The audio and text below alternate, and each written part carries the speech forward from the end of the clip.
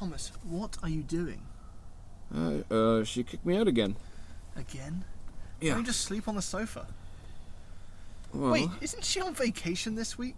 Are you sleeping in this because it's comfortable? maybe. We have a car review to do. Get your together. You're watching Throttle House, and my name is Thomas Holland. And I'm James Engelsman. And this is the Lexus ES350 F-Sport. F-Sport. This is the F-Sport. This is the F-Sport. It's got an aggressive grille. Yeah. Yeah. Oh, so you can aggressively take clients to see real estate? Yes, exactly that. It's exactly what it is. All right.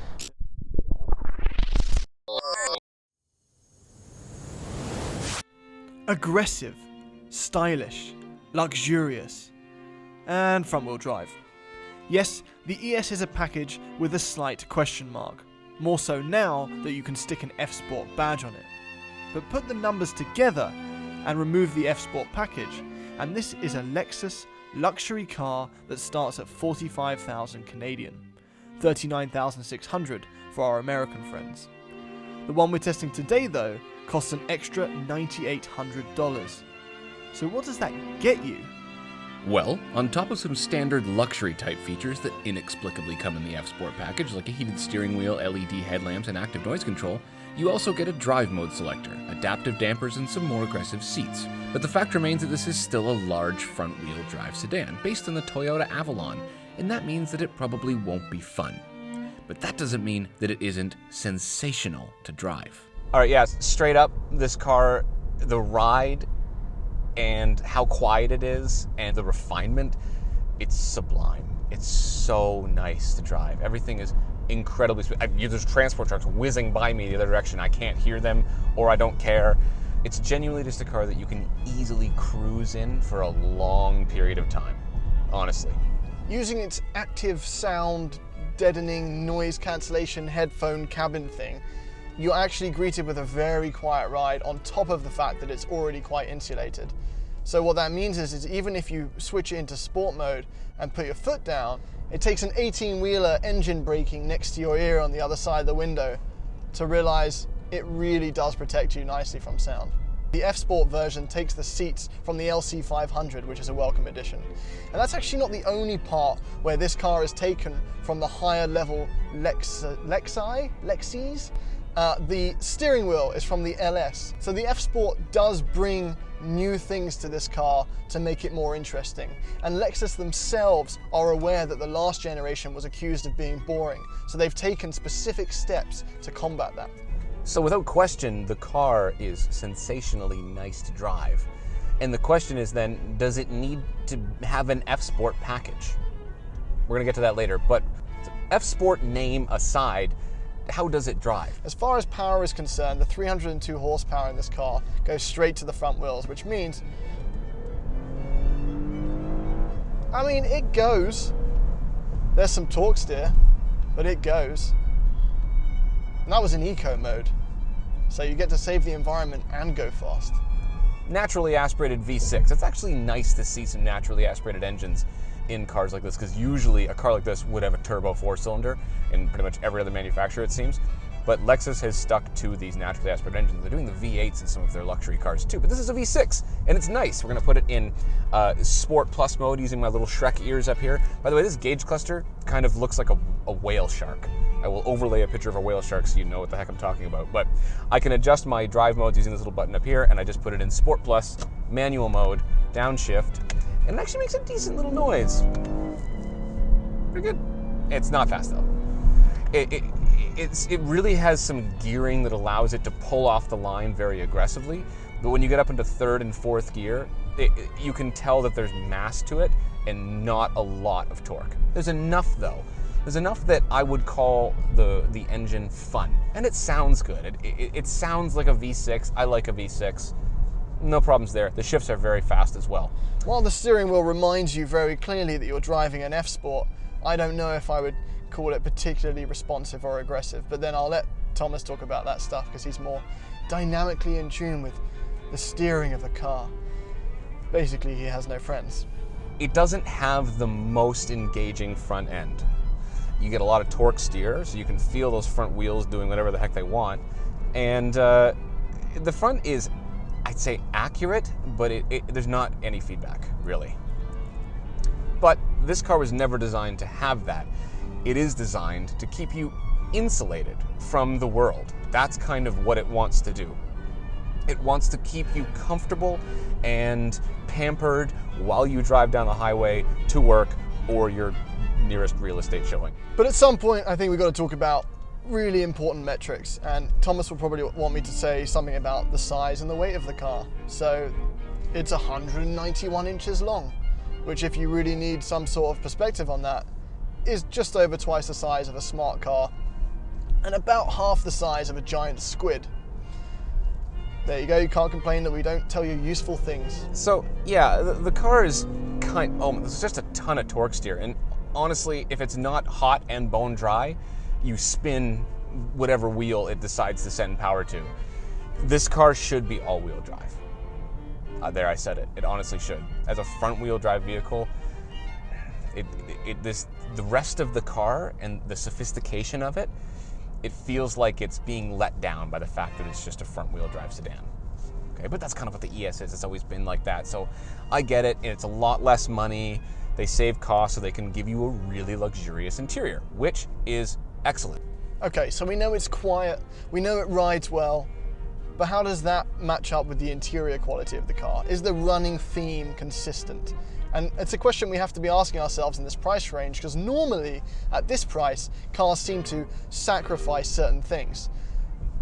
I'm pleased to say that this doesn't. From the driver's seat, there's kind of a stubbiness in a way that I like, weirdly. The wheel is kind of fat. The shifter, which is automatic, so you don't really use, is fat. And there's something about this, I've said before, I'm a huge fan of when a gauge cluster is all within a few inches, where the speed is inside the rev gauge, and this does that. But if you're fussy and you don't want it completely centered, there's a button on the steering wheel, which for reasons I can't fathom yet, but I don't want to argue with, move the entire gauge physically. The physical gauge moves to the right and to the left when you press it. It kind of feels like you should be saying, activate.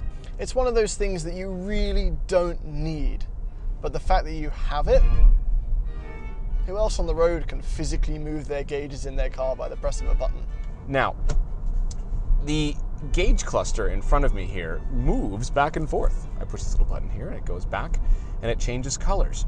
This gauge cluster is, in my opinion, a masterpiece. I actually love this thing. It looks so cool, and Lexus kind of has a similar style like this in most of their cars. So yeah, if you ever watch videos of the Lexus LFA, this little needle in the digital gauge, it looks like this. It's cool. So it just kind of has elements of cars that you know and love in this front-wheel drive sedan. Now, this changes colors no matter what I do, and when I push the button here, there is a drive info on the left, which gives me whatever information I need based on the adaptive cruise control, fuel economy, whatever thing I have set. But the point is that if I put this back into the center, I have a lovely center view of everything I need, and I have a heads-up display. I don't like the heads-up display, though. It's too long, and I find that it distorts at the edges. Even if I try and adjust it, I haven't even used it. It's massive, and it doesn't seem to be clear to me, but the gauge cluster and the digital readout is so good that you don't need it, honestly. Could they have made it all-wheel drive? Yes, but then it would be even heavier than that. And I think at this point, it already feels quite heavy when you go into a corner. I'm not sure I'd want it to feel any heavier. I do experience some torque still when I put my foot down in this, so fingers crossed, next ES350, Lexus, if you're listening, make an all-wheel drive, but don't add any weight. Challenging, but hey, you made the LC500 and that thing's pretty cool, so. As far as styling is concerned, I am a big fan of the F-Sport changes. I know that the Lexus grills are quite divisive as a design mechanism, and I think the garden rake on the 350 non-F-Sport version doesn't look that great. The last thing it needed is more accentuating. But the mesh kind of thing from the LS that they've taken for the F-Sport on this actually works nicely. The 19-inch wheels, it even has a trunk lid spoiler so that you can stay planted on the road while being in traffic listening to Jazz FM. Yeah, James doesn't seem to care that much about the grille. I honestly don't like the Lexus grille design thing that they have going on. To me, it looks like it threw up its own grille. It just kind of goes bleh, out of the front onto the ground. It's not a design that I think is appealing at all. There's too much going on. But James is right. The fact that it doesn't have the vertical slats makes this look way better. But if your manhood is not compromised by getting the non-F Sport version of this, Lexus makes a hybrid version of this. I believe it's called the ES300H. Everything about this interior I like, except for the infotainment. We're going to get to that in a second. I'm going to sit with James. We're going to figure that out together. But as for the comfort, the driving position, and the space that I have, bang on. Rear seats have a ton of room, even though I'm completely comfortable up here. Armrests are in a perfect spot. Everything is soft to the touch. Like the gear selector, even though you don't use it when you're driving, obviously, when you put it in park, you're in park. Everything in this little cockpit area is perfectly intuitive, and I really, really like it. The materials are very good. There's not Rolls-Royce level of interior quality materials, but it is, for the money, you're getting some good stuff. Some of these are soft touch materials on the dashboard. They could probably be a little bit nicer, but the average person is not going to notice, and everything is very well made. Like the fit and finish it's good. No problems there at all. It's weird because the F Sport package, which is $6,000, gives you some sporty things, I guess, like the 3-spoke steering wheel, the drive mode selector, and suspension and wheels and stuff like that. But the rest of the stuff in the F Sport package is nothing to do with the car being sporty at all. It gives you the larger infotainment, noise cancellation. It gives you like the blind spot monitoring, rear cross traffic alert. I think they just added those things into the F Sport package because if you select it, you can't select the other luxury packages. So they kind of just bundled it all together, which is just kind of a weird way of doing it. So I don't think it should be called the F Sport package. I think it should be called the Luxury Sport, Luxury Plus, or something like that. Because there's nothing about this car that is sporty. As a front-wheel drive barge, there's nothing that I could do on a track with this car that would make me smile. And I feel like if it's going to have an F Sport badge on it, it probably should. Okay, so we don't normally do this, but so many of you have asked that we're going to do a more in-depth look at the infotainment in this car. Yeah, it's definitely divisive. Some people think that it's cool. I don't. I don't know what you think. You operate the entire infotainment by a trackpad, right? Which is super weird. You do, which, by the way, the technology in the trackpad is not. It's not like finger touch. No. Like anything can move the trackpad. We found out. Yeah, so, like even like a cord. I don't know if you can see that. Like, yeah. if anything bumps into the trackpad, I don't know if you can see that, but it is making... So if you accidentally take off your hoodie and do that, yeah, suddenly your GPS redirects to Timbuktu. Yeah, exactly. So that's very weird, and it is a trackpad that looks like something from like a first-generation laptop. Yeah, or like, a crosshair in a video game. Yeah, it's true. It's interesting, and it doesn't have an absolute position either, right? So like if I touch it over here on the left, it doesn't just automatically, like the new Acura infotainment has absolute position, right? This doesn't. It also kicks you. I know what it is. Like there's literally some like, is it haptic feedback? Is that the right word?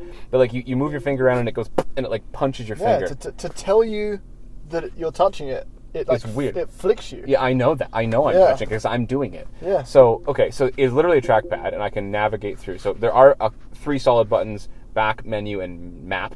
So I go to menu, and it brings up the buttons along the bottom, and then I can scroll over. Now, my biggest gripe with it is that if you move your finger just a little bit too much, it will go through 2 or 3 of them. Try. Let me try. You see what I'm saying? Like, no, I think it's fine. If you just put a bit of pressure on it, it's even got... But if you put a pressure on it, you'll click. If you click, you select. No, it takes a lot more pressure to click.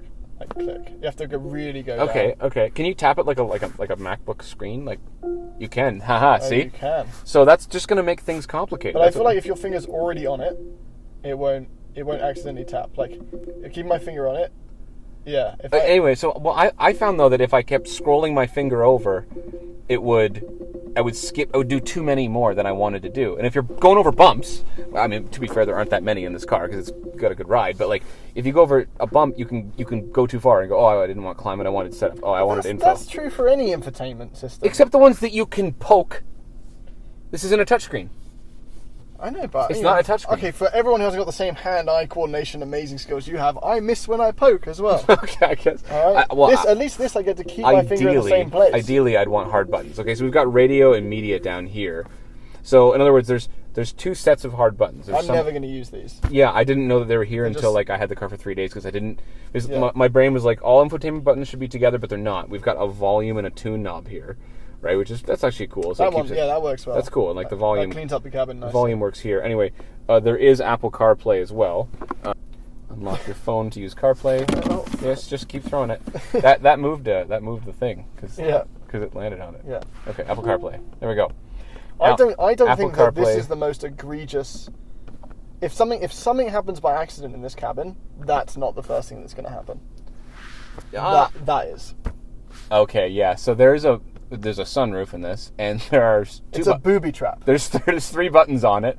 Where would you go for the sunroof, right? It's in the middle here, and you'd pour a thing down. Yes, or push it back up or whatever it is. Yeah. And if it says on it, SOS, Safety Connect. Yeah. So you're cruising down a back road, you want some wind in your hair, and instead emergency services come barreling down your back end and pull you over. Yeah, you just immediately get 5 stars on GTA. Yes, right. So the up and down are over on the left and the right, and that is not. You almost literally push this. Instinctively, Yeah. I would go and grab this and pull this down. Yeah, can you not though? Because But what if that's just a joke? What if someone at Lexus has put an SOS sticker on it Just to mess with and this? it just I don't know. sends the roof back? Either way, which would also break this. It's true. Yeah, let's not open that. There's not one button up here right now that's safe. Yeah, that's right. Yeah. So any of these, that's weird. The rest of the usage of the cabin is totally fine. I mean, like the climate control is super simple. I have no problem with that at all. Right? There's no issues there. Like it's fine. Well, this is important. These need to be hard buttons because you can reach these. You can't reach anything on that screen, this which is why they've 47-inch. got this. It's true, but It's also got the clock on the left. This looks like the Rolex storefront. It does, yeah, absolutely. Anyway, I mean, that's our take on it. The menus are not super clear. I disagree with Thomas. I think you can get used to it. I think it takes getting used to, but once you're used to it, it's fine. I don't like it. I guess I have too much. I have like a meaty finger, and I just keep poking it too much, and it slides too far, and I keep bumping it. And you can hit it with your hand. Look, if you're reaching for a drink or something, you actually can. Your palm will hit it, right? And if you drop anything on it, I can literally. That bit is annoying. But otherwise, I do like being able to keep my finger in the same place. I feel more coordinated keeping everything still than I do leaning over while I'm driving doing this. I think this is more... No, I guess, but I would prefer an iDrive controller like in a BMW. Oh, yeah, that's a surprise. You want something that a BMW has. Well, whatever. What a surprise. It's better. It just is. Yeah, why don't you just go and marry BMW? Well, maybe I will. Yeah. There's a knob that you can turn. This is weird, and I don't think it looks very good. I don't like it at all. It's not good. I like it. Fine. So even though we didn't agree on the infotainment, we both agreed that the ES would do just fine without an F-Sport package. And that's because the rest of Lexus's lineup is so diverse and often performance-based that the ES is just fine being a simple way to access the luxury car world without any F-Sport add-ons. That said, the F-Sport goodies do bring a more exciting vibe to what is already a fantastic vehicle to drive.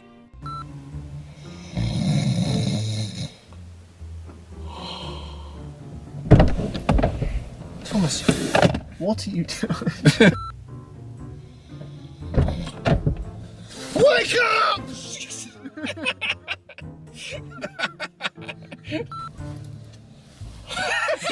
What are you doing?